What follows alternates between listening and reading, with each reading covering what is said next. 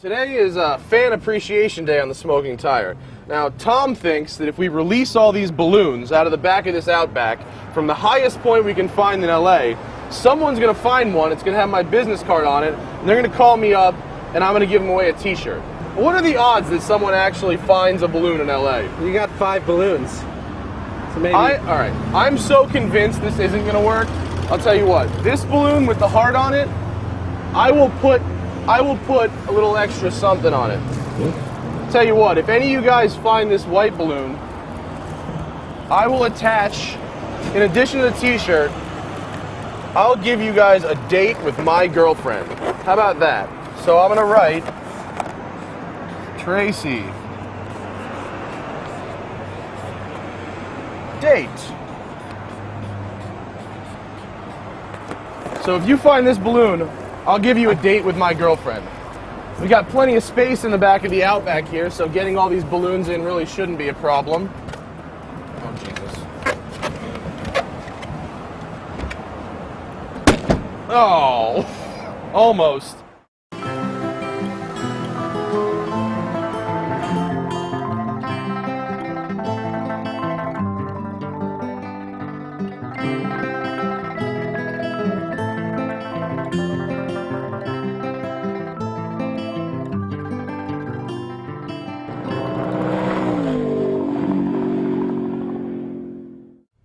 Setting off balloons would be silly if we didn't have a car to talk about, so here's the car. 2010 Subaru Outback, 3.6 R model, and the R does not stand for racing. In fact, I don't have the first clue what it stands for, but the flat 6 makes 256 horsepower, 247 pound-feet of torque, which is good enough to make this thing go 0 to 60 in 7.5 seconds.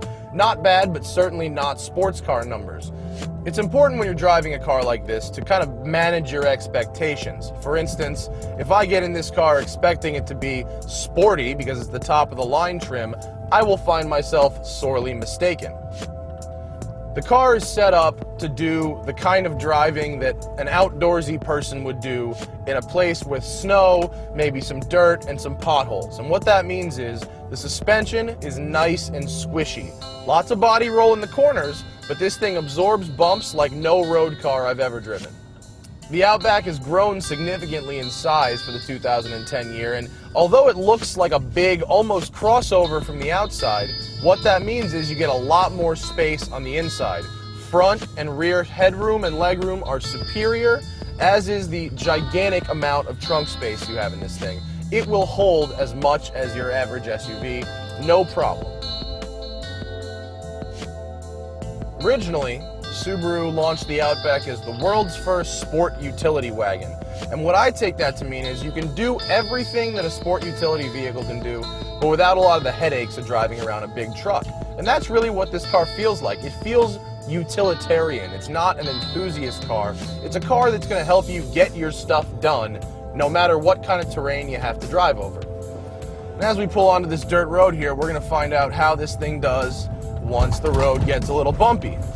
The Outback's squishy suspension, where it might be too squishy to carve the canyons, is actually just about right for rough pavement or dirt roads. And this car absorbs these bumps really, really well and allows you to just point it wherever you want, let the symmetrical all-wheel drive do its job, and keep you in line on these dirt roads.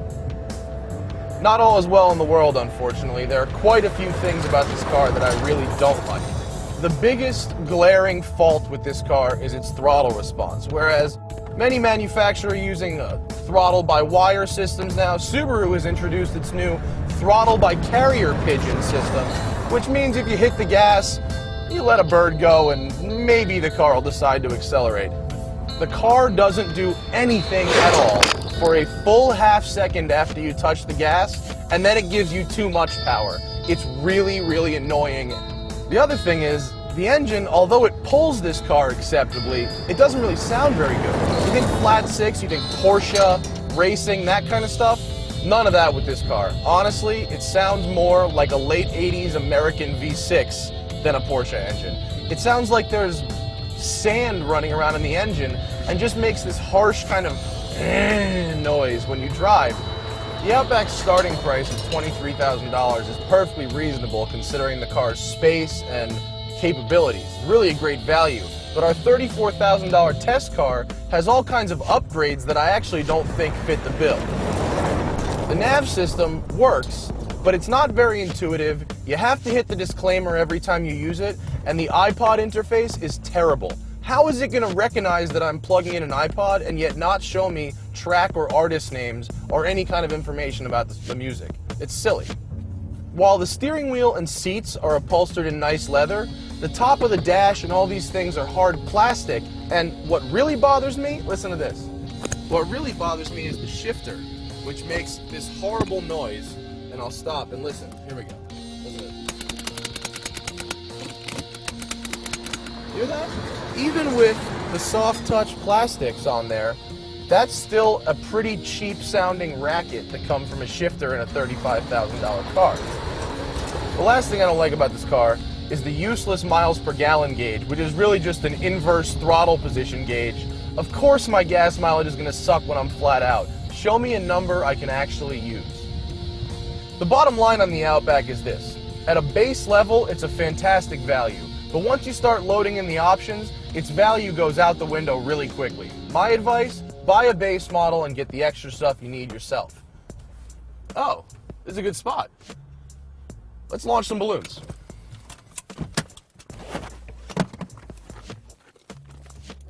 I don't know exactly where we are, but look at this view. You got the valley right there. The first ever Smoking Tire balloon launch. As I said at the beginning of the show, if you find one of my business cards on a set of balloons, call me up and I will send you a t-shirt. We've only got 4 sets of balloons. This is never going to work. There's one. Clear the power lines! All right. There's the first one. Second one. Oh my God. There goes another. Number 3. Bye-bye. Is it going to clear? Oh, they're cruising. Here we go. As I said before, I've included the Win a Date with Matt's Girlfriend balloon here. Hopefully this one will get past the power lines too. Come on, baby. Rise. Let's see if any of you guys actually call me. All right, let's go back to LA. Who is it? All right. Hello? Hello? Hello. Hello? Hello, Masala. How are you? It's Andre Charbonneau. Andre? How you doing, man? I'm doing great. How are things with Tracy?